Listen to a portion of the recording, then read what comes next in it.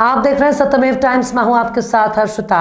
संत कबीर नगर जिले के जिला मुख्यालय खलीलाबाद स्थित पार्टी कार्यालय में सिपाहियों ने मासिक बैठक के दौरान हाल ही में संपन्न हुए एमएलसी चुनाव में मिली हार की समीक्षा की और हार के कारणों पर मंथन किया। निवर्तमान जिला अध्यक्ष की अध्यक्षता में आयोजित हुई मासिक बैठक के दौरान पार्टी पदाधिकारियों ने हार की समीक्षा करते हुए पार्टी को और मजबूत करने का प्रण लिया। कार्यकर्ताओं को संबोधित करते हुए कद्दावर नेता और जिला उपाध्यक्ष केडी यादव ने कहा कि हमें आज इस बात की जरूरत को समझना होगा। हम एक दूसरे की टांग जो खींच रहे हैं उससे कार्यकर्ताओं का मनोबल लगातार गिर रहा है। किसी भी पार्टी की रीढ़ कार्यकर्ता ही होते हैं। अगर कार्यकर्ताओं का उत्साह नहीं बढ़ाया जाएगा तो ये पार्टी के लिए नुकसान ही साबित होगा। उन्होंने भाजपा पर तंज कसते हुए कहा कि भाजपा लगातार पिछड़ों दलितों के साथ अन्याय कर रही है। ऐसी अत्याचारी भाजपा से लड़ने के लिए हमें एकजुट होना पड़ेगा। वहीं महिदावल विधानसभा क्षेत्र के पूर्व प्रत्याशी जयराम पांडे ने कहा कि जब हमारा संघर्ष ठीक होगा तब हम लोग प्रदेश में सरकार बनाएंगे और देश की सरकार में साझेदारी होगी। केंद्र में बिना सपा के सहयोग से सरकार नहीं बन पाएगी।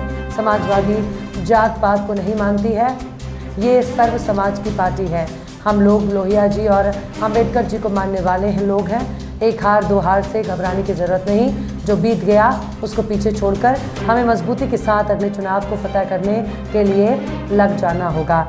वहीं वरिष्ठ सपा नेता सुनील सिंह ने कहा कि कुछ लोग अपने संविधान को लागू करने का प्रयास कर रहे हैं। बाबा साहब ने जो अधिकार दिया था उस अधिकार को समाप्त करने का प्रयास कर रहे हैं। हर जगह अपने लोगों को बैठाने का प्रयास कर रहे हैं। एमएलसी चुनाव में मिली हार को साजिश करार देते हुए सुनील सिंह ने कहा कि जो पिछड़ी जाति के वोटर थे, जो अल्पसंख्यक वोटर थे, उनके फार्म को कूड़ेदान में डाल दिया गया। बीजेपी के ऊपर तंज कसते हुए उन्होंने कहा कि बैलेट पेपर से यदि चुनाव हो तो भाजपा कभी जीत ही नहीं सकती। संघ पर हमला करने के साथ उन्होंने पुलवामा हमले को लेकर भी केंद्र सरकार पर निशाना साधा। वहीं जिला पंचायत सदस्य प्रतिनिधि मोहम्मद अहमद ने कार्यकर्ताओं को संबोधित करते हुए कहा कि समाजवादियों की लड़ाई उनसे है जो देश में नफरत की राजनीति कर रहे हैं। आज के दौर की राजनीति में समाजवादी कार्यकर्ताओं को जिम्मेदार पदाधिकारियों को झंडा लेकर गांव गांव जाना होगा, घर घर जाकर पार्टी की नीतियों को बताना होगा। तब जाकर हम सफल होंगे और हमारी पार्टी नफरती ताकतों को हराकर सरकार बनाएंगे। उन्होंने कहा कि आगे नगर निकाय के चुनाव होने हैं जिसमें सफलता के लिए हमें जमीनी मेहनत करनी ही होगी। अडानी से लेकर के पूरा देश को लूट करके ले जाने का काम कर रहे हैं, तो आज फिर धर्मों की बात शुरू हो गई है। इस नाते कि उसका दिमाग डाइवर्ट कर दिया जाए, और जब दिमाग डाइवर्ट किया जाएगा ये जनता पुनः आकर के फिर हमारे झोली में बैठ जाएगी। यहाँ नहीं दिमाग कोई किसी का जाएगा। बस अगर कार्यकर्ता या नेता कोई काम करता है या कोई भी काम जिम्मेदारी आती है उसमें समय नहीं देंगे, खाली ये देखेंगे कहाँ से कमी आती है। जो उचक्र भारतीय जनता पार्टी रच रही है इसको पिछड़ो। भाई शर्मा जी ने जो बात कहा बड़ी अच्छी बात, उन्होंने मीटिंग बुलाया, मैं गया था, लेकिन देखने पे लगा कि हाँ एकदम ओरिजिनल लोग आ गए। वहां पर देख करके लगता था कि जिस तरह से इन्होंने गरीबों के बीच में या अपने नाई समाज या पिछड़ों के बीच में जो पैठ बनाया है, इनको मनोबल बढ़ाने के लिए। और हम आप तो अगर मनोबल नहीं बढ़ा सकते तो वो भी चलते चलते थक जाएंगे। उनके भी बाल बच्चे हैं, परिवार है, वो भी अपना कम से कम कुछ परिवार को चलाने के लिए हर चीज की व्यवस्था होनी चाहिए। तो उनका भी मनोबल बढ़ाने के लिए अच्छा हम लोग को सहयोग करना भी चाहिए। और भाई शर्मा जी, आप जो मिशन चला रहे हैं, जहाँ जरूरत पड़ेगी हम लोग आपको, कार्यकर्ता भी मायूस है, हिम्मत नहीं है। अगर किसी कार्यकर्ता को लोग खड़ा हो रहे हैं, अगर हम उसका मनोबल नहीं बढ़ा सकते तो गिराने का हक नहीं है आपका। और आज मैं देखता हूँ आज पार्टी में जिस तरह से लोग कैंची लेकर के चल रहे हैं, कैसे उनका नाम पढ़ रहा है, कैसे आदमी को इसे इनको पूछा जा रहा है। ये काम छोड़ो, काम करोगे हर आदमी आपका दुश्मन भी रहेगा, आपका विरोधी भी रहेगा, तभी आपको पूछेगा, कहेगा कि भाई काम करने वाला व्यक्ति इसकी जिम्मेदारी। पहले हमें काम करके अपनी पहचान बनाने की जरूरत है। और कार्यकर्ता को सबको हम आप अगर उनको मनोबल नहीं बढ़ा सकते तो गिराने का अधिकार भी नहीं हमें है। हम अपना काम करते रहे। पार्टी का जो निर्देश हो, आज जिस तरह से अभी जिला पंचायत सदस्य से लेकर के सभी लोगों ने बताया है, आज उत्तर प्रदेश में जिस तरह से ये हवाएं चलाई जा रही हैं, ऐसे नहीं होगा। उन्हीं के साथ बैठना पड़ेगा, उन्हीं के साथ घूमना पड़ेगा और उन्हीं के साथ खाना पीना पड़ेगा। तब हमारा संघर्ष ठीक होगा। तब हम समाजवादी लोग प्रदेश में सरकार बनाएंगे और देश में साझेदारी होगी। बिना मेरे सरकार नहीं बनेगी। ये जात विशेष की पार्टी नहीं है, सब समाज की पार्टी है। भगवान जी के, लोहिया जी के, भीमराव अम्बेडकर जी के और गणेश्वर जी के अनुयायी है, नेताजी ने हम लोगों को दिया है, कभी भी पीछे मुड़ करके नहीं देखना है। पीछे क्या हुआ भूल जाओ, आगे क्या होना है उसकी तैयारी करो। ये बात जरूर है कि तैयारी हमारी देश से होती है। हमारे नेताओं ने कहा या आप सभी लोग सुनील सिंह योगी यादव रीना चौधरी ऐसा नहीं कर सकते, करना चाहिए, लगे रहिए। आज अधिकारियों की हिम्मत छूटती है, किसी अधिकारी को वहां बजाता हूँ, सत्ता में नहीं हूँ, लेकिन मुझसे किसी हैसियत नहीं थे कि वो कुर्सी पर खड़ा होकर क्या है की बतिया इसी नाते जब जरूरत होगी एक व्यक्ति 10,000 व्यक्ति को खड़ा करके इसी नाते लोगों की तो अपनी हिंदी है। इस नाते हम सभी भाई इस तरह से आपस में न लड़े, आपस में दूसरे की शिकायत न करें। हो सकता है हमसे भी गलती हो जा सकती है। अभी देखिए एक लड़का बैठा हुआ है, आपके इसके पिताजी हमारे बहुत बड़े विरोधी थे और चुनाव में बहुत जम के विरोध किए थे, लेकिन आज समाजवादी पार्टी ज्वाइन करने आया। जो आपके साथ नहीं रहा उसको जोड़ने का काम करिए, न कि उसका विरोध करने का काम करिए। तो उसको जोड़ने का काम आप लोग करिए और हम सभी लोग करें तो हम समाजवादी के लोग आगे बढ़ेंगे और हमारी जीत होगी। भारतीय राजनीति एक वैचारिक द्वंद्व के दौर से गुजर रही है और वैचारिक द्वंद्व के दौर से इस तरह से गुजर रही है, मैंने इसको पहले भी कहा है और आज भी कहा है, जो अम्बेडकरवादी हैं, जो लोहियावादी हैं, जो गांधीवादी हैं, जो समाजवादी हैं और देश के कोई भी वादी हैं, उनकी लड़ाई एक विशेषवादियों से चल रही है जो इस देश को नफरत की राजनीति में लेकर जातीय और धार्मिक उन्माद में डाल करके इस देश की राजनीति को बहुत ज्यादा दूषित और कलंकित करने का प्रयास कर रहे हैं। ऐसे में हमारी जिम्मेदारी बनती है, मैं राजेंद्र जी के बात से सहमत हूँ कि जो भी समाजवादी पार्टी का नेता और कार्यकर्ता हो, जब वो अपने घर से निकले तो वो नेता बनकर के न निकले।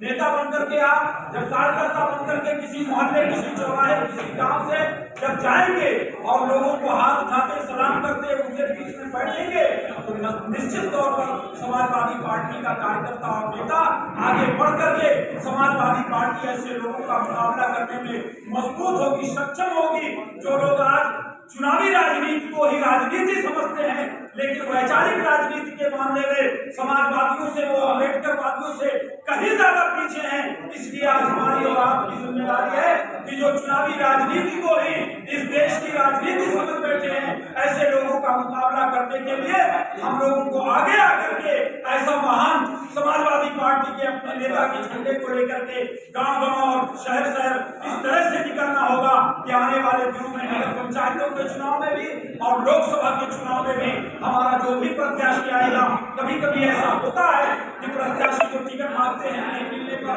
थोड़ा बहुत लोग वो होते हैं, लेकिन इसका मतलब ये नहीं है कि हम अपनी पार्टी के खिलाफ जाकर के और पार्टी को नुकसान पहुंचाने का काम करें। हमारी ये जिम्मेदारी होनी चाहिए, लोकसभा के चुनाव में हो, नगर पंचायतों के चुनाव में हो, जो भी हमारे लोग मेहनत कर रहे हैं और प्रत्याशी बनने का प्रयास कर रहे हैं, अगर किन्हीं कारणों से फैसला दूसरे के पक्ष में जाए तो हमारी ये जिम्मेदारी होनी चाहिए कि हम पूरी मजबूती और मेहनत के साथ समाजवादी पार्टी के प्रत्याशियों को जिता करके आगे बढ़ें और माननीय राष्ट्रीय अध्यक्ष के इस संघर्ष को आगे बढ़ाएं। हुआ है ये संघर्ष दूर तक जाएगा और इसका कोई ना कोई नतीजा निकल करके सामने आएगा। या तो धर्म की राजनीति बंद होगी और या तो धर्म की राजनीति में इस तरह से बंटवारा होगा कि सारे लोगों को अपने हक और अधिकार मिलेंगे, क्योंकि सिर्फ इस देश के अंदर भारतीय जनता पार्टी एक ऐसी पार्टी है जो अपनी पूजा का भी हिसाब रखती है, जबकि आज तक किसी भी हमारे कुछ लोग अपने संविधान को लागू करने का प्रयास कर, बाबा साहब के संविधान को उन्होंने जो अधिकार दिया था उस अधिकार को समाप्त करने का प्रयास कर रहे हैं, हर जगह पे अपने लोगों को बैठाने का प्रयास कर रहे हैं। अभी चर्चा हो रही थी बीते चुनाव की, मैं बताऊं आपको, मौलाना साहब कह रहे थे, मैं बड़े करीब से जानता हूं, तमाम अधिकारियों ने हम लोगों को बताया कि जो पिछड़ी जाति के लोगों का, दलित समाज के लोगों का और मुस्लिम समाज के लोगों का, अल्पसंख्यकों का जो फार्म भर करके गया, वो फार्म कूड़ेदान में डाल दिया गया।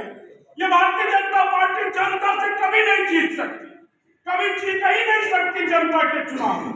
बैलेट पेपर के चुनाव में, जनता के चुनाव में कभी जीत नहीं सकती।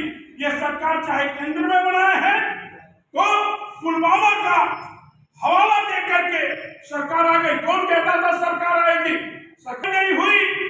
संघ ने ऐसा नैरेटिव सेट किया कि पहली बार आप देखे होंगे कि सरकार के पक्ष में सड़कों पे जुलूस निकलने लगा और सरकार उसकी जिम्मेदारी न लेकर के उसके पक्ष में जुलूस निकलने शुरू हो गए थे। कहां सरकार जा रही थी और पूर्ण बहुमत से सरकार वापस आ गई। कोरोना आ गया, राशन वितरित करने लगे। वोटर लिस्ट में जब देखे राशन से भी कुछ नहीं होना है तो हर गांव में वोटर लिस्ट से नाम काट दिए।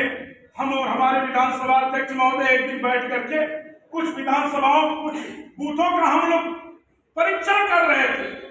अखलाक भी थे।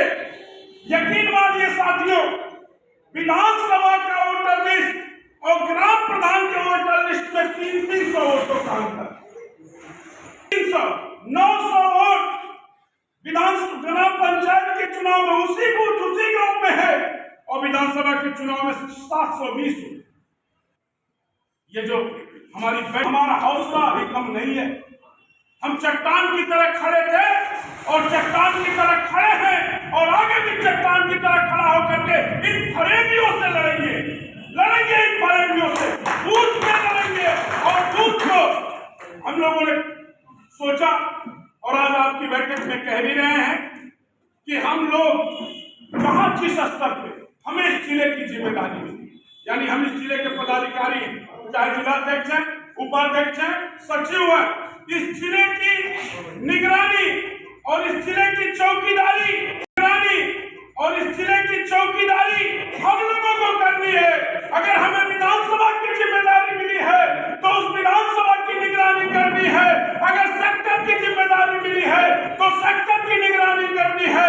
अगर बूथ की जिम्मेदारी मिली है तो बूथ की निगरानी करनी है। अगर बूथ की निगरानी करनी है, वोटर लिस्ट को कायदे से अपना परीक्षण करनी है तो दावे के साथ कहता हूं 24 में भाजपा की विदाई होगी और 27 का मुंह भारतीय जनता पार्टी देख नहीं पाएगी।